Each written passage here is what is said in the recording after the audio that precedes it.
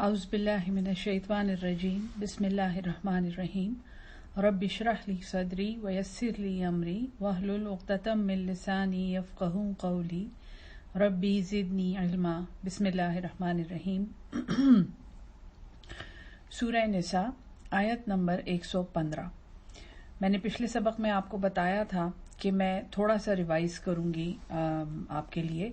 115 में अल्लाह फरमाता है वो मई युशाक़िक़िर रसूल, जो मुखालफत करेगा रसूल की, मिबाद मा तबय्यन लहू, बाद इसके कि जाहिर हो चुका है, लहुल हुदा, उसके लिए हिदायत। ठीक है, तो फिर उसको अल्लाह ने क्या फरमाया है कि वयत्तबि गैर सबीलिल मुमिनीन, और वो इत्तिबा करेगा मोमिनों के रास्ते के अलावा, नुवल्लिही, हम फेर देंगे उसको, मा तवल्ला, जिस तरफ वो फिरता है, व नुस्लिही जहन्नम, और फाइनली हम उसे दाखिल कर देंगे जहन्नम में, वसाअत मस्फीरा, और ये बहुत ही बुरी एक पलटने की जगह है। फिर अल्लाह ने 116 में बताया इन्नल्लाह ला यग़फ़िरु अन युश्रका, अल्लाह माफ नहीं करेगा, नहीं बख्शता है कि उसका कोई शरीक ठहराया जाए। ठीक है, फिर 117 में अल्लाह ने फरमाया कि जो अल्लाह के सिवा शरीक बुलाते हैं, इन यदऊन मिन दूनिही इल्ला इनासा, वो नहीं पुकारते हैं उसके सिवा मगर औरतों को, देवियों को। व इन यदऊन इल्ला शैतानम मरीदा, और वो नहीं पुकारते मगर सरकश शैतान को। लअन्नहुल्लाह, अल्लाह ने उस पे लअनहुल्लाह, अल्लाह ने उस पर लानत बोली है।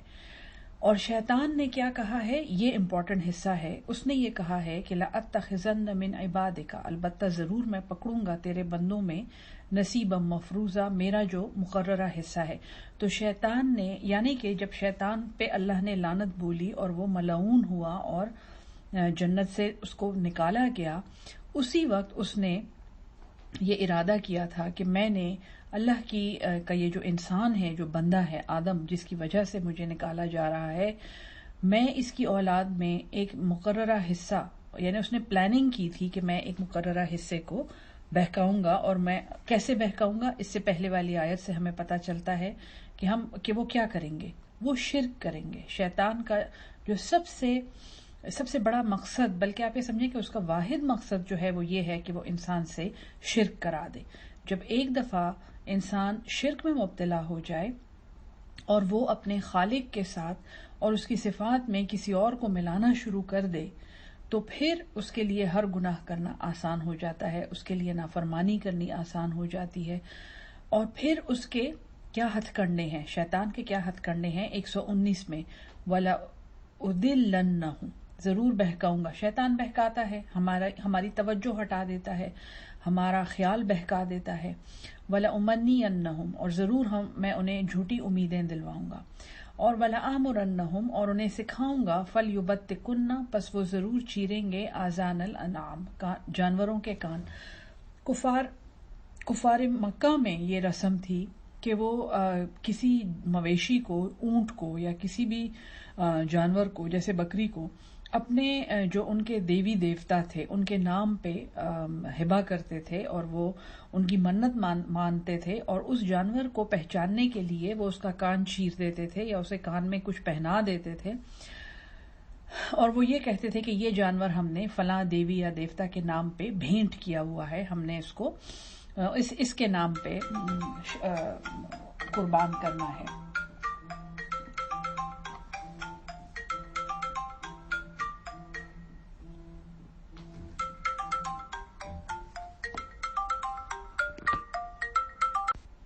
और इसी तरह शैतान उनको घाटे में डाल देता है।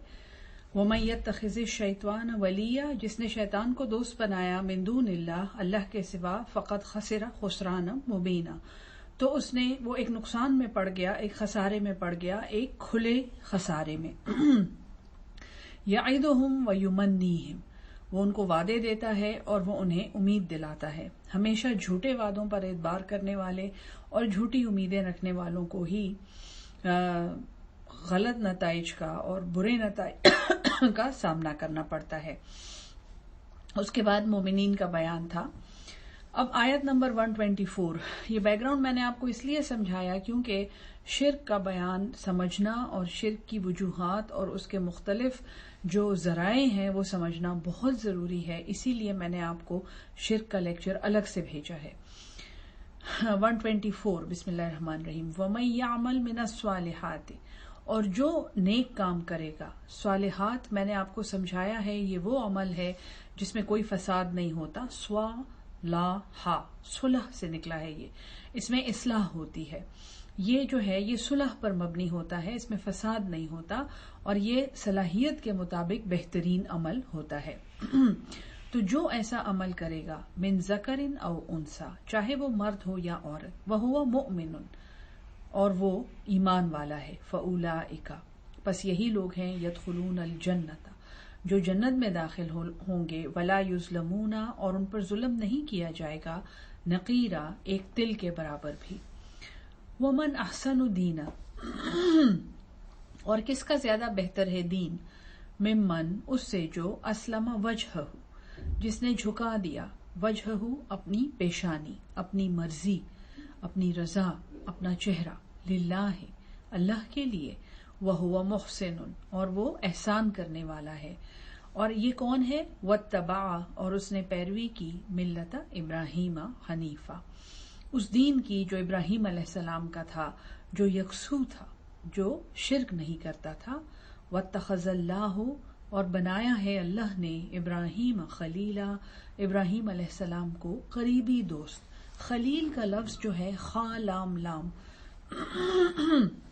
یہ جو ہم خلال کرتے ہیں نا انگلیوں کا، یا کہتے ہیں داڑھی کا خلال، جیسے ہم انگلیوں کو ایک دوسرے میں، ایک ہاتھ کی انگلیوں کو دوسرے میں ڈال کر آگے لے جاتے ہیں، اس عمل کو خلال کہتے ہیں.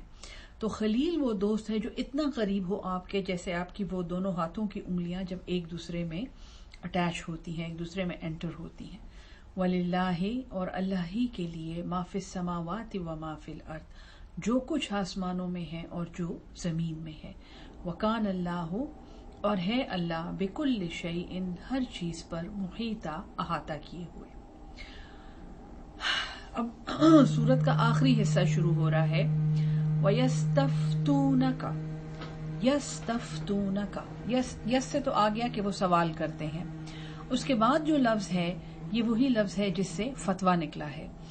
یہ آپ سے فتویٰ مانگتے ہیں، کا تجھ سے، اے محمد صلی اللہ علیہ وسلم، یہ آپ سے فتویٰ مانگتے ہیں فی النساء، عورتوں کے بارے میں. اگر جس کو خطبہ حجت الوداع یاد ہے یا جنہوں نے پڑھا ہے، آپ اس میں بھی حضور صلی اللہ علیہ وسلم نے کہا، شروع بھی حقوق سے کیا ہے بے بس لوگوں کے، اور ختم بھی اس کو یہاں کیا ہے کہ میں تمہیں تمہاری عورتوں کے بارے میں ڈراتا ہوں اور انہیں کہ ان کے حقوق پورے ادا کرو. تو یہاں پہ اللہ تعالیٰ ایک فتویٰ دے رہا ہے کہ وہ تجھ سے حکم دریافت کرتے ہیں عورتوں کے بارے میں. قل اللہ، کہو کہ اللہ، یفتیکم فیہن، وہ تمہیں فتویٰ دیتا ہے ان کے بارے. بہت بہت اہم بات ہے. دیکھیں، ایک انسان کا دوسرے انسان پر فتویٰ دینا بھی اللہ کو نہیں پسند. اللہ فرماتا ہے کہ فتویٰ مانگتے ہیں وہ عورتوں کے بارے میں، اتنا اہم فتویٰ. ان کو کہو کہ جس اللہ نے عورت کو بنایا ہے وہ تمہیں اس پر فتویٰ دیتا ہے.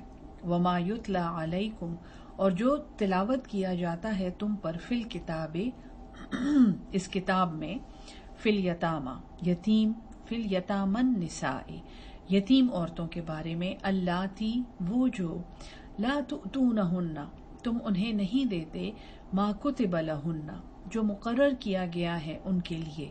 یعنی اللہ تمہیں فتویٰ دے رہا ہے کہ جو یتیم عورتیں ہیں جن کو تم ان کا مہر نہیں دیتے، وترغبون، اور تم نہیں چاہتے، ان تنکحوہن، کہ ان کو اپنے نکاح میں لے لو، والمستضعفین، اور وہ بے بس، وہ ضعیف، وہ کمزور، معذور، من الولدان، بچوں کے بارے میں.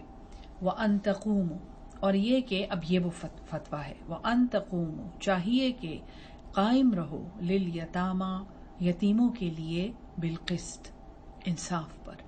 وَمَا تَفْعَلُوا مِنْ خَيْرٍ، اور جو کچھ تم کرو گے بھلائی میں، فَإِنَّ اللَّهَ، پس بے شک اللہ، كَانَ بِهِ عَلِيمًا، اللہ اس کو جاننے والا ہے. وَإِنِ امْرَأَةٌ، اور اگر کوئی عورت خافت ڈرے من بعلہا اپنے شوہر سے نشوزن زیادتی او اعراض یا بے رغبتی. شروع میں اگر آپ کو یاد ہو مردوں کو کہا گیا تھا کہ اگر تم اپنی عورتوں کی ضد سے یا زیادتی سے، اور یہی نشوزہن یہی لفظ استعمال ہوا تھا، اگر تم اس سے پریشان ہو تو تم نے کیا کرنا ہے ان کو، فعظوہن تو انہیں ایک اچھا واعظ دو، انہیں ایک اچھی نصیحت کرو، وہجروہن فی المضاجع ورنہ نہ مانے تو ان کو ان کی خوابگاہوں میں اکیلا چھوڑ دو، وضربوہن یا انہیں مثال دو، یا انہیں چلتا کرو، انہیں سفر پر بھیج دو، یا پھر انہیں مار لگاؤ. یہ تینوں مطلب ہیں اس لفظ کے اور ہم یہ پڑھ چکے ہیں. اب وہاں پہ مرد کو سمجھایا گیا ہے کہ اگر عورت زیادتی کر رہی ہے تو تم نے کیسے ڈیل کرنا ہے. یہاں پہ عورتوں کو بتایا جا رہا ہے اور دو چیزیں بتائی گئی ہیں. اگر ایک عورت ڈرتی ہے، اس کو اندیشہ ہے اپنے شوہر سے نشوزن زیادتی کا، او اعراضن یا بے رغبتی کا. مرد کی بے رغبتی جو ہے وہ ازدواجی زندگی کے لیے زہر قاتل ہے. اگر جیسے ہم ڈاکٹر ہیں یا ہم سائیکالوجسٹ ہیں، ہمیں بھی پتا ہے کہ جس میاں بیوی کے رشتے میں سے ڈیزائر یا رغبت یا ایک دوسرے کی جو محبت ہے وہ نکل جائے تو وہ رشتہ مردہ ہو جاتا ہے اور وہ زیادہ عرصہ نہیں چل سکتا. تو عورت کو پورا حق ہے یہ شکایت کرنے کا کہ میرا شوہر جو ہے وہ مجھ سے بے رغبت ہے، وہ مجھ سے تعلق نہیں رکھتا، میرے ساتھ تعلق رکھنا اس کو نہیں پسند، اور یہ شوہر کی طرف سے بہت بڑی زیادتی ہے. یعنی اتنی بڑی زیادتی ہے کہ اللہ نے اس کا ذکر الگ سے کیا ہے، کیونکہ ازدواجی زندگی کو ختم کر دیتی ہے، عورت کو ڈپریس کر دیتی ہے، پورے گھر کا ماحول اس سے خراب ہو جاتا ہے. جو مرد حضرات یہ بات سن رہے ہیں وہ بھی اس پہ تحقیق کریں، جو عورتیں یہ بات سن رہی ہیں وہ بھی اپنے شوہروں کے ساتھ بیٹھ کے ان کے ساتھ ڈسکس کریں کہ ہمارے رشتے میں رغبت اور ایک دوسرے سے محبت کا اظہار کس قدر ضروری ہے. قرآن میں الگ سے بتایا جا رہا ہے کہ اگر عورت کو ڈر ہو کہ اس کا شوہر بے رغبت ہو جائے گا، فلا جناح علیہما تو ان دونوں پر گناہ نہیں ہے، ان یصلحا یہ کہ وہ صلح کر لیں، بینہما صلح آپس میں صلح ایک دوستی کر لیں، وصلح خیر اور صلح ہی بہتر ہے. میاں بیوی کو بڑی پیار سے اللہ تعالیٰ نصیحت کر رہا ہے کہ دیکھو صلح بہتر ہے.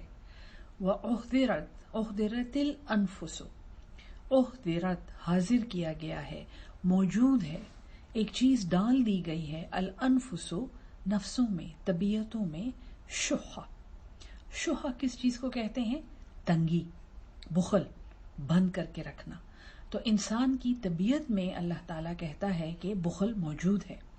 وَإِن تُحْسِنُوا اور اس بخل کے ہوتے ہوئے بھی اپنی طبیعت کے ناساز ہوتے ہوئے بھی، وَإِن تُحْسِنُوا اور اگر تم نیکی کرو، احسان کرو، وَتَتَّقُوا اور پرہیزگاری کرو، فَإِنَّ اللَّهَ پس بے شک اللہ، كَانَ بِمَا تَعْمَلُونَ اس سے جو تم عمل کرتے ہو، خبیرہ باخبر ہے. وَلَن تَسْتَطِيعُوا اور ہرگز نہیں استطاعت، أَن تَعْدِلُوا یہ کہ تم برابری رکھو، عدل رکھو، بین النساء عورتوں کے درمیان. شروع میں اگر آپ کو یاد ہو جہاں پہ 2-2 3-3 اور 4-4 شادیوں کی اجازت ملی تھی، وہاں پہ اللہ نے فرمایا تھا کہ اگر تم عدل رکھ سکتے ہو تو ایسی بات ٹھیک ہے، تم ایک سے زیادہ شادی کرو، لیکن اگر تم ایسا نہیں رکھ سکتے، یاد ہے آپ کو، فواحدہ تو پھر تمہارے لیے ایک ہی ہے. وَلَوْ حَرَصْتُمْ چاہے تم جتنا بھی چاہو، فَلَا تَمِيلُوا پس نہ جھک پڑو، کل المیل پورے کے پورے جھک جانا. یعنی ایسا ہو سکتا ہے کہ تم ایک کی طرف پورے کے پورے جھک جاؤ، فَتَذَرُوهَا پس تم دوسری کو چھوڑ دو، کل معلقہ جیسے لٹکتی ہوئی، معلق لٹکنا جیسے لٹکتی ہوئی. یعنی وہ عورت جو ہے وہ نہ ادھر کی رہے گی اور نہ ادھر کی رہے گی. وَإِن تُصْلِحُوا اور اگر تم اصلاح کرو، وَتَتَّقُوا اور پرہیزگاری کرو. دیکھیں صلح اور اصلاح اور تقوی کتنی دفعہ ایک ساتھ آیا ہے، کیونکہ یہ تقوی جو ہے وہ ایک ایکسپریشن ہے. تقوی جو ہے وہ ہمارے اعمال سے ظاہر ہوتا ہے، ہماری باتوں سے ظاہر ہوتا ہے، اور صلح جو ہے یہ وہ عمل ہے. تقوی جو ہے نا وہ عمل ایز سچ ہم پوچھتے ہیں نا کہ ہم کیا کریں کہ ہم متقی بن جائیں. وہ جواب یہاں پہ ہے، تم اصلاح کرو، تم صلح کرو، تم اپنی بہترین صلاحیتوں کو بہترین طریقے سے بروئے کار لا کر ایک کام کرو، تب تم اصلاح اور صلاحیت اور عمل صالح کے درجے پر فائز ہوگے. اور ایک دفعہ جب تم اس عمل کو حاصل کرو گے تو پھر تم سے تقوی ظاہر ہوگا. فإن اللہ، پس بے شک اللہ، کان غفور الرحیم، وہ بخشنے والا بار بار رحم کرنے والا ہے. وَإِن يَتَفَرَّقَا، اور اگر وہ دونوں جدا ہو جائیں، یعنی میاں بیوی جدا بھی ہو جائیں. ظاہر ہے نکاح ایک ایسا رشتہ ہے، میں نے آپ کو شروع میں بتایا ہے، نکاح وہ پہلا رشتہ ہے جو اللہ تعالیٰ نے جنت میں مرد اور عورت کے درمیان قائم کیا. حضرت آدم کو نہ ماں بنا کے دی گئی تھی، نہ باپ بنا کے، نہ بہن بھائی، نہ اولاد. سب سے پہلا رشتہ جو حضرت آدم کا استوار کیا گیا ہے وہ نکاح کا رشتہ ہے. بہت ہی قیمتی اور بہت ہی انوکھا اور اچھوتا رشتہ ہے یہ. پھر جب ہم دنیا میں پیدا ہوتے ہیں تو ہمارے رحم کے رشتے ہوتے ہیں، بہن بھائی، ماں باپ، نانا نانی، دادا دادی، ہمارے ان سے جڑے ہوئے رشتے، ماں باپ سے پھوپھی اور چچا اور تایا، یہ رشتے ہمارے رحم سے جڑے ہوئے ہیں. ہاں، ایک رشتہ جو ہم اس دنیا میں استوار کرتے ہیں وہ نکاح کا رشتہ ہے. اسی لیے یہ اللہ کی رحمت دیکھیں آپ کہ وہ رشتہ جو ہم خود استوار کر رہے ہیں اپنی عقل کو بھروئے کار لا کے اور اپنی صلاحیتوں اور اپنی فائنینشل سٹیٹس کے مطابق، اس رشتے کو توڑنے کی بھی اللہ نے اجازت دی ہے. کیونکہ اللہ نے خود انسان کو ڈیزائن کیا ہے اور اللہ کو پتا ہے اس سے غلطی ہونے کا امکان ہے، یہ خطا کا پتلا ہے. تو پھر وہ رشتہ جو انسان خود استوار کر رہا ہے اس کو انسان ہی کو پھر توڑنے کی اجازت دی گئی ہے. رحم کے رشتے کاٹنے کی اجازت نہیں ہے، یہ جہنم میں لے جانے والا عمل ہے. لیکن نکاح کا رشتہ جو ہے اسے توڑنے کی اللہ نے خود اجازت دی ہے.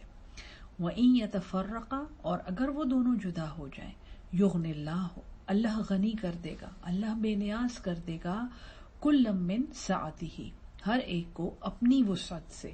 یہ رشتہ گویا irreversible نہیں ہے. وَكَانَ اللَّهُ، اور ہے اللہ، واسعاً، بڑی وسعت والا، بڑی کشائش والا، حکیمہ، حکمت والا.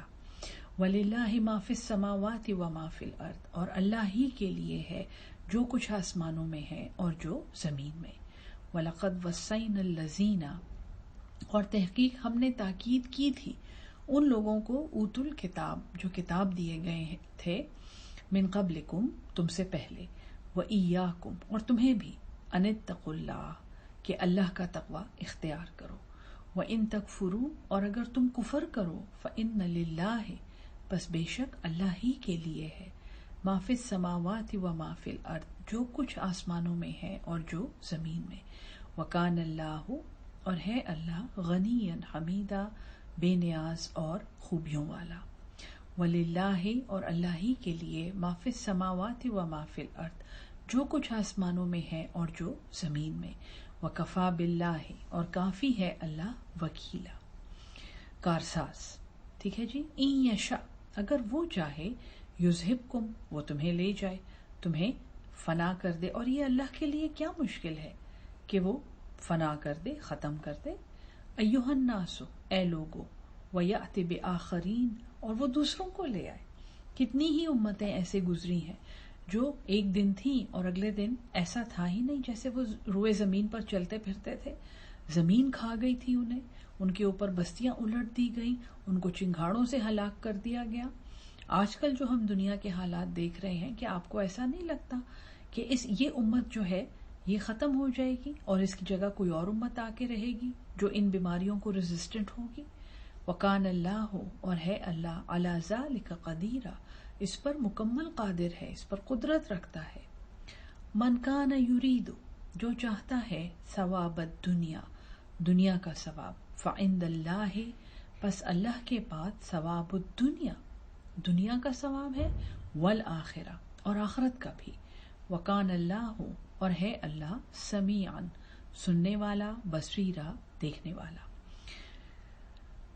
یا ایھا الذین آمنوا، اے ایمان والو، کونو، ہو جاؤ قوامین، قائم رہنے والے. یاد ہے نا الرجال قوامون علی النساء، وہ ہم پڑھ چکے ہیں. تو قائم ہو جاؤ،